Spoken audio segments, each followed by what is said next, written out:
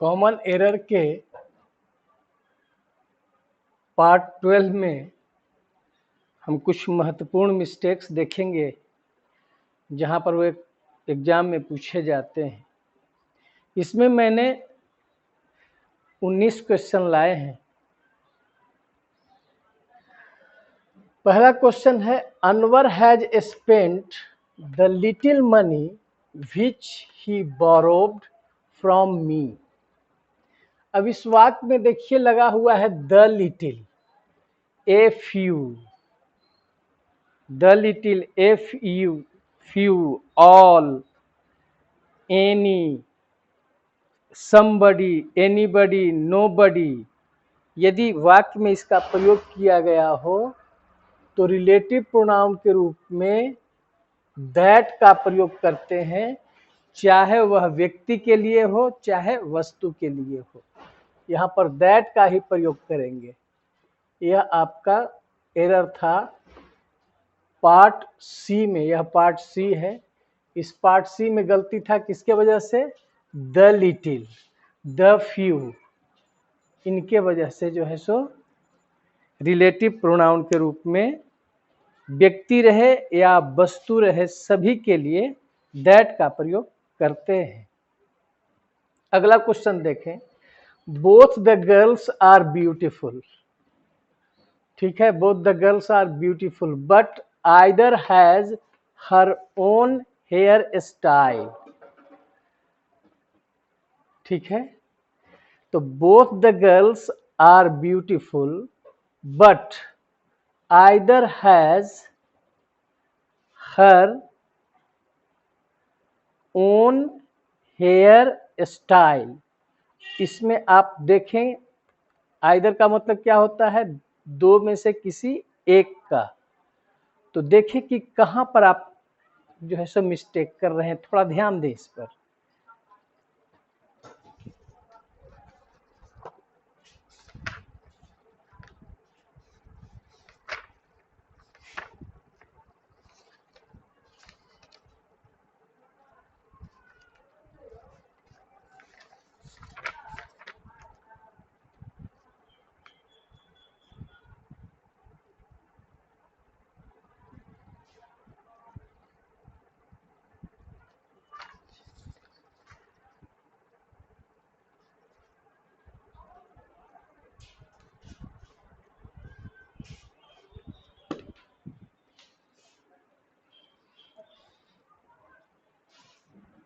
यहां पर आपको वाक्य कह रहा है क्या कि दोनों लड़कियां जो है सुंदर हैं, लेकिन दोनों में से एक का अपना अपना स्टाइल है। तो दोनों में से एक का नहीं ना है, दोनों का है।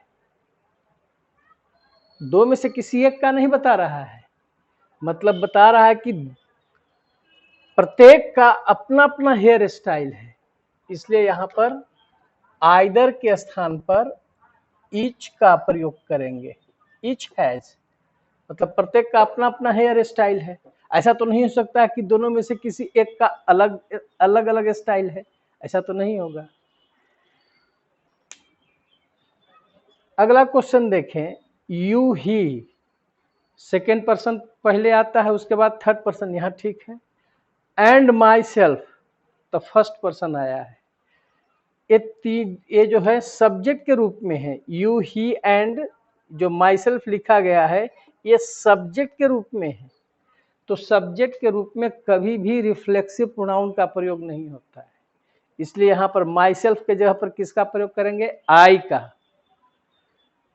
ऐसा नहीं कह सकते हैं your self, he and I, ऐसा भी नहीं कह सकते, क्योंकि रिफ्लेक्सिव प्रोनाउन का प्रयोग कभी भी वाक्य में सब्जेक्ट के रूप में नहीं होता है। बहुत लोग बोलने में करते हैं लेकिन बिल्कुल गलत है। समझ में आया? अगला क्वेश्चन देखिए, Mahatma Gandhi taught us that one should respect the religions of others as much as their own। Gandhi ji ने क्या हम लोग की शिक्षा दी कि किसी को रिस्पेक्ट करना चाहिए दूसरे के धर्म का जितना कि वह अपने धर्म का करता है। तो यहाँ पर वन है सब्जेक्ट, तो इस वन के लिए देयर नहीं आएगा, ये वन का ही पजेसिव एडजेक्टिव है, तो यहाँ पर देयर के जगह पर वन का प्रयोग करेंगे। तो यहाँ पर सही आंसर क्या होना चाहिए? वन। ठीक है, अगला क्वेश्चन देखें। The audience were requested to be in its seats yesterday evening. आपका सब्जेक्ट कौन है? द ऑडियंस, जो कि प्लूरल है, इसके साथ वर्ब भी प्लूरल आया है, तो क्या ऑडियंस के लिए पजेसिव केस के रूप में इट्स का प्रयोग करेंगे? इट तो किसी निर्जीव चीज के लिए होता है, एक जो निर्जीव चीज है, यहाँ ऑडियंस प्लूरल रूप में है तो उसके लिए दे मानेंगे। तो दे मानेंगे तो दे के अनुसार यहाँ पर दियर होना चाहिए।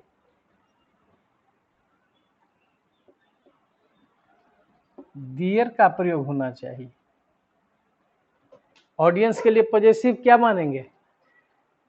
सब्जेक्ट मानेंगे दे, तो दे का दियर होता है।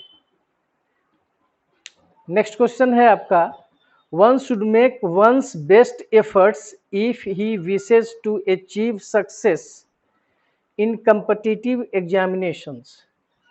वन आपका सब्जेक्ट है, ठीक है। वन शुड मेक, इसके लिए पॉजिटिव एडजेक्टिव क्या आया? पॉजिटिव एडजेक्टिव वंस आया। One's best efforts if he wishes, तो क्या अब सब्जेक्ट यहाँ पर ही आ जाएगा? क्योंकि इफ सब्जेक्ट है तो यहाँ पर ही के जगह पर क्या लिखेंगे? उसको सब्जेक्ट के रूप में लाएंगे तो वन ही रहेगा ना। One wishes to achieve success, क्योंकि आपका यहाँ पर सब्जेक्ट वन है तो उसका पुनरावृत्ति करेंगे, उसका दोबारा प्रयोग करेंगे तो ही नहीं लाएंगे बल्कि वन ही लाएंगे। अगला है, myself and Avnish will take care of the function on Wednesday. अब देखिए आपका यहाँ पर माई सेल्फ एंड अवनीश है, तो हम आपको बताए हैं कि कभी भी रिफ्लेक्सिव प्रोनाउन का प्रयोग सब्जेक्ट के रूप में नहीं होता है। तो सब्जेक्ट के रूप में जब आई मानेंगे तो आपका आई कौन पर्सन? First person. अवनीश नाम है थर्ड पर्सन, तो पहले थर्ड पर्सन को पहले लाएंगे तब फर्स्ट पर्सन को। यहाँ आंसर क्या होगा? अवनीश एंड आई, क्योंकि पहले सेकंड पर्सन आना चाहिए, तो सेकंड पर्सन नहीं है, तब उसके बाद थर्ड पर्सन आना चाहिए, तो थर्ड पर्सन कौन हो गया? अवनीश एंड आई, ऐसा प्रयोग होना चाहिए। दिमाग में रख लें कि रिफ्लेक्सिव प्रोनाउन जो सेल्फ या सेल्फ्स लगाकर बनाया जाता है उसका प्रयोग सब्जेक्ट के रूप में कभी नहीं होता है। As it was Raju's first interview he dressed him in the most formal style. यहाँ पर देखिए कि इस पर जोर दिया जा रहा है, जैसा कि राजू का पहला इंटरव्यू था इसलिए वह पूरा अच्छा से स्वयं को सजाया। तो यहाँ पर जब जोर देने के लिए आता है तो ऑब्जेक्ट यहाँ पर हिम नहीं आकर के इसके जगह पर हिमसेल्फ लिखना होगा, क्योंकि जोर दे रहा है, उसके ड्रेस पर जोर दे रहा है। जब भर पर जोर दिया जाता है तो रिफ्लेक्सिव प्रोनाउन का प्रयोग करते हैं। क्योंकि यह चूंकि राजू का यह पहला इंटरव्यू था इसलिए वह स्वयं को पूरा अच्छा से ड्रेसअप किया, तो ड्रेस्ड हिमसेल्फ होना चाहिए इन द मोस्ट फॉर्मल स्टाइल में।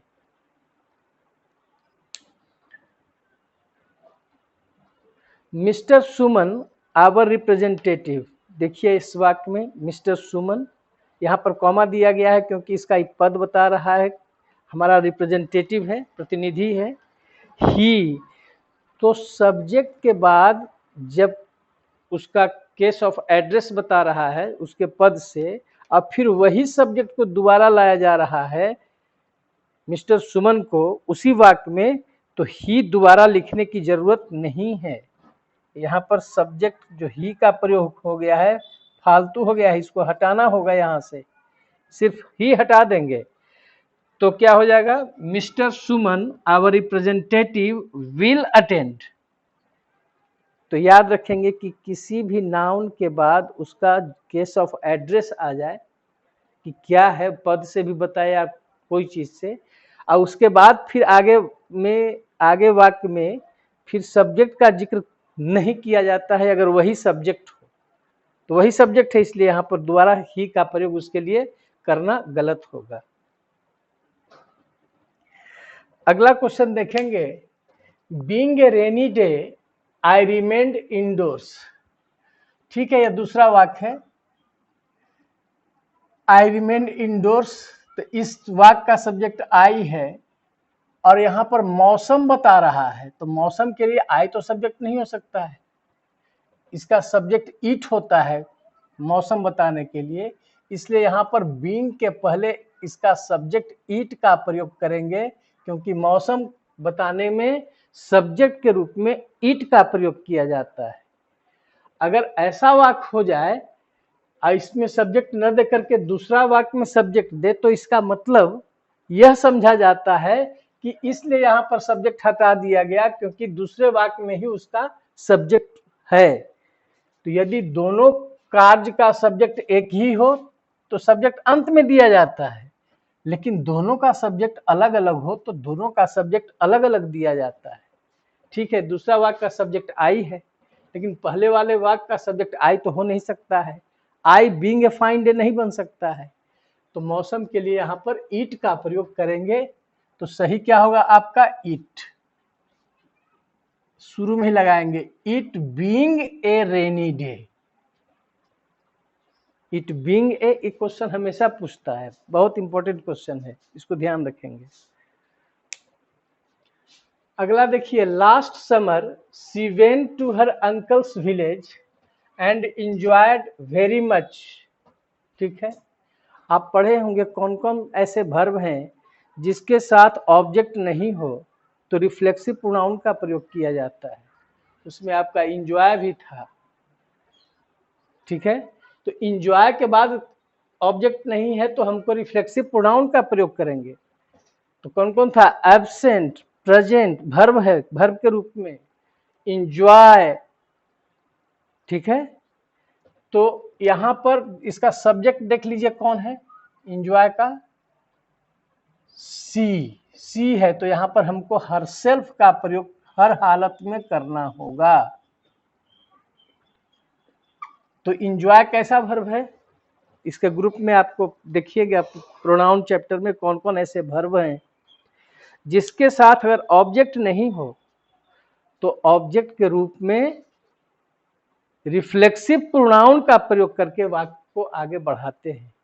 तो सही क्या होगा, enjoyed herself very much। herself क्यों, क्योंकि सब्जेक्ट इसका सी है, सी enjoyed। 12 क्वेश्चन है, it was with great difficulty that each of the brothers could get their share of property. अब देखिए इस वाक्य में दैट के बाद सब्जेक्ट ईच आ रहा है, तो जब ईच सब्जेक्ट है तो ईच के बाद आपका जेंडर भी स्पष्ट है, जेंडर कौन है, मैस्कुलिन है, तो इसके लिए देयर का प्रयोग नहीं करते हैं बल्कि ही प्रयोग करते हैं, तो यहाँ पर हीज हो जाएगा यदि ईच सब्जेक्ट हो। ये दोनों क्वेश्चन लगातार देखिए, each of the girls has done their work herself. अब देखिए ईच के बाद यहाँ पर भी आपका जो है सो जेंडर स्पष्ट है, फेमिनिन जेंडर है, तो यहाँ पर देयर का प्रयोग गलत है, यहाँ पर हर का प्रयोग करेंगे। इसका मतलब खाली ईच अगर रहता तो ईच के लिए हिज माना जाता है पॉजेसिव एडजेक्टिव, उसके लिए ही मान कर करके हिज पॉजेसिव एडजेक्टिव प्रयोग करते हैं। अब ईच ऑफ के बाद यदि जेंडर स्पष्ट हो, अगर जेंडर भी स्पष्ट है, अगर मैस्कुलिन है, पुरुष जाति है, तब ही मानेंगे तो हिज हो गया, स्त्री जाति मानेंगे तो सी का हर हो गया।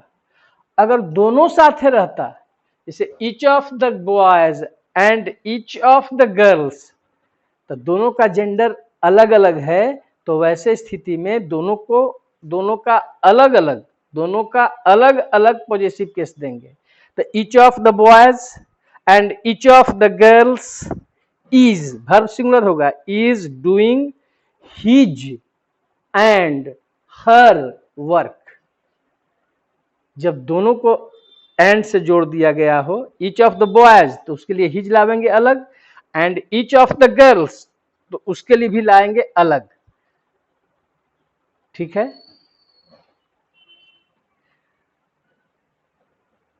यहां पर एक बार फिर समझ लीजिए, each of the boys and each of the girls are doing, अब आर यहां पर गलत होगा, भर के रूप में यहां पर आर नहीं होगा बल्कि क्या होगा, ईज होगा, इसको याद रखेंगे। ईच जब सब्जेक्ट के रूप में हो तो वर्ब हमेशा सिंगुलर, इज डूइंग। अब ईच ऑफ द बॉयज के लिए क्या लाएंगे, his, and each of the girls के लिए क्या लाएंगे, हर वर्क। इसको ध्यान रखना है। अगर सिर्फ ईच है, सिर्फ ईच सब्जेक्ट के रूप में है तब तो ही मान करके हीज लिखेंगे। ईच ऑफ द बॉयज है तो उसमें भी आपका ही मानेंगे तो हीज लिखाएगा possessive adjective. Each of the girls है तो जेंडर स्पष्ट है कि फेमिनिन है तो हर लाएंगे, लेकिन दोनों एंड से जुट करके आएंगे तो दोनों का अलग अलग लिखना होगा, तो इसमें हमने आपको बताया। अब देखिए, you and I are expected to do your duty in the interest of the students. Subject आप देखिए, यू एंड आई, ठीक है, दो पहले आता है, पहले आएगा, तीन उसके बाद आता है, उसके बाद एक, तो तीन नहीं है तो एक आया, ठीक है। You and I are expected to do, तो अब यू एंड आई के लिए पॉजेसिव केस वी मानते हैं, इसके लिए तो यहां पर आवर होना चाहिए। इसको फिर से समझ लें,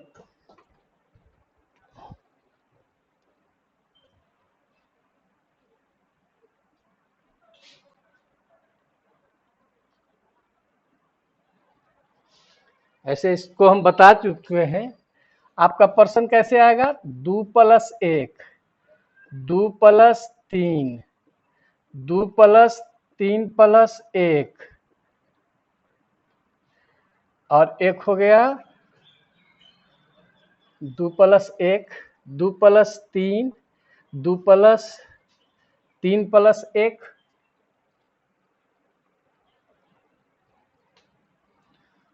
2+3, 2+1, 2+1 मतलब सेकेंड पर्सन और फर्स्ट पर्सन रहे, तब इसके लिए आप वी मानेंगे तो पॉजेसिव केस क्या हो जाएगा, आवर।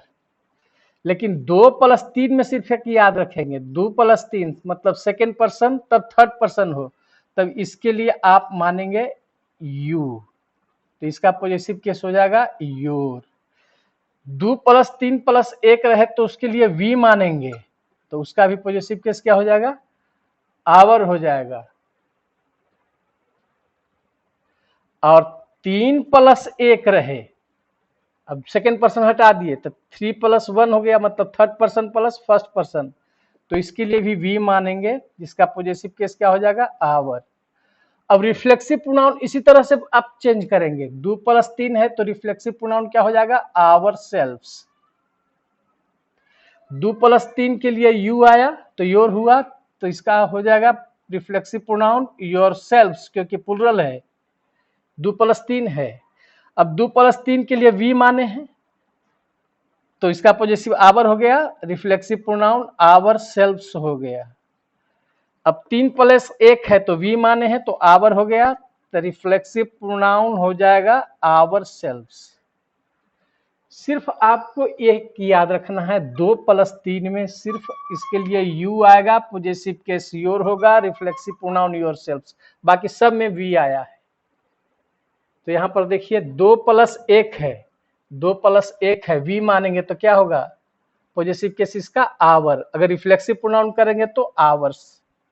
ये बिल्कुल एक चार बात, खाली एक सेकेंड पर्सन और थर्ड पर्सन में यू होता है, अब बाकी जितना पर्सन आएगा सबके लिए आप वी मानेंगे। अगला क्वेश्चन है, पायल बॉट द बुक्स, किताबें खरीदी, एंड पुट इट, और इसे कहाँ रखा, बैग में।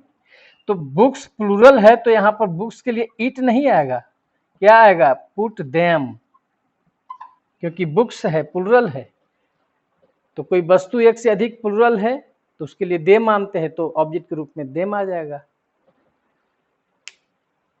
Each boy and each teacher, देखिए दोनों each boy and each teacher है, is required to bring their pen no error, ठीक है। तो यहां पर देखिए ईच बॉय, बॉय से क्लियर है कि यह पुरुष है, एंड ईच टीचर, इससे जेंडर स्पष्ट नहीं है कि कौन जेंडर है, तो पुरुष ही मान लेते हैं उसको। तो यहाँ पर each boy and each teacher है, तो प्लुरल रूप में यहाँ पर देयर नहीं होगा बल्कि हीज होगा, क्योंकि इसके लिए ही का प्रयोग करते हैं। और ईच टीचर वो भी कहता है कि यदि ईच के साथ वैसा नाउन आ जाए जिससे जेंडर स्पष्ट नहीं हो तो ही उसके लिए ही माने, तो उसके लिए आप ही माने। तो each boy and each teacher के लिए आपका पॉजेसिव क्या हो गया, हिज हो गया, ठीक है।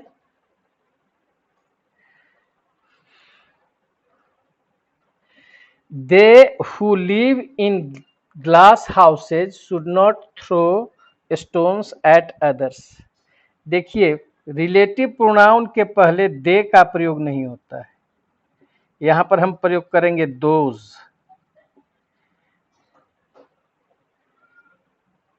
ठीक है। और यदि एक वचन के रूप में आता है तो वन लिखते हैं, ही नहीं लिखते हैं। अगर प्लुरल रूप में आ रहा है तो दोज लिखेंगे, दे नहीं। अगर सिंगुलर रूप में आ रहा है तो ही सी नहीं लिखेंगे बल्कि वन लिखेंगे। दे ही सी, यह जो है सो रिलेटिव प्रोनाउन के पहले इसका प्रयोग नहीं होता है। फिर से ध्यान दें, अगर सिंगुलर मानेंगे तो वन मानेंगे, अब प्लुरल मानेंगे तो दोज मानेंगे, ठीक है। It is me who have saved her life and brought her home। देखिए it is के बाद नाउन या प्रोनाउन जो भी आए वह सब्जेक्ट के रूप में आना चाहिए, तब रिलेटिव प्रोनाउन आता है। इट इज के बाद ऑब्जेक्ट के रूप में नहीं आता है, इट इज के बाद नॉमिनेटिव केस मतलब सब्जेक्ट के रूप में। तो इट इज मी के जगह पर क्या लिखेंगे, it is I, it is I who have saved her life and brought her home. Last question है she as well as her children. अब पहला चीज ध्यान रखिएगा, जब दो सब्जेक्ट एज वेल एज से जुड़े हुए हों, दो सब्जेक्ट एज वेल एज से जुड़े हुए हों, तो उसके बारे में जो भी आगे पॉजेसिव एडजेक्टिव प्रयोग करना हो, रिफ्लेक्सिव प्रोनाउन का प्रयोग करना हो, तो पहले वाले के अनुसार करेंगे, इसकी दूसरे वाले के अनुसार बिल्कुल नहीं, पहले वाले के अनुसार। तो देखिए तो she as well as her children, has, देखिए हैज आया है किसके वजह से, सी के वजह से। हैज रिटर्न टू, अब देयर आ गया, तो यहां पर सी के अनुसार तो हर होना चाहिए, तो यहां पर देयर का प्रयोग गलत है, यहां हर का प्रयोग होना चाहिए क्योंकि सब्जेक्ट सी के रूप में है। फिर इसको ध्यान दीजिए, यदि दो सब्जेक्ट एज वेल एज से जुड़ा हुआ हो तो इसके आगे हमें इसका जो सब्जेक्ट है वो उसका पॉजेसिव एडजेक्टिव बनाना हो या रिफ्लेक्सिव प्रोनाउन बनाना हो या उसके लिए इस सब्जेक्ट के लिए बातचीत करना हो, तो एज वेल एज से जो पहले वाले सब्जेक्ट होंगे उसके अनुसार ही रिफ्लेक्सिव प्रोनाउन, पॉजेसिव एडजेक्टिव का ही प्रयोग करेंगे। इस तरह से आपका पार्ट जो है कॉमन एरर का पार्ट 12 जो है यहाँ पर हम समाप्त करते हैं। आशा करते हैं कि आप अपने छोटी छोटी जो गलतियां हैं उससे आप दूर करेंगे और लगातार प्रैक्टिस करेंगे। आपके पास कोई भी कॉमन एरर का प्रयोग हो, किताब हो, कॉमन मिस्टेक का जो वर्क करना है तो हम बताते जाएंगे, आप उसके अनुसार चैप्टर से भी आप काम कर सकते हैं। यह प्रोनाउन चैप्टर चल रहा है, मैंने इसके पहले खत्म किया है वो बता दे रहा हूँ, आप उसको करेंगे घर पर अपने किताब कॉमन एरर में देखेंगे। पहला खत्म किया हमने नाउन को, दूसरा खत्म किया आर्टिकल, और तीसरा खत्म करेंगे, एक पार्ट और होगा इसका, पार्ट 13 में जब खत्म करेंगे तो आपका प्रोनाउन चैप्टर का जो है कॉमन मिस्टेक समाप्त हो जाएगा। तो 13वां पार्ट में आपका प्रोनाउन खत्म होगा। ठीक है, धन्यवाद।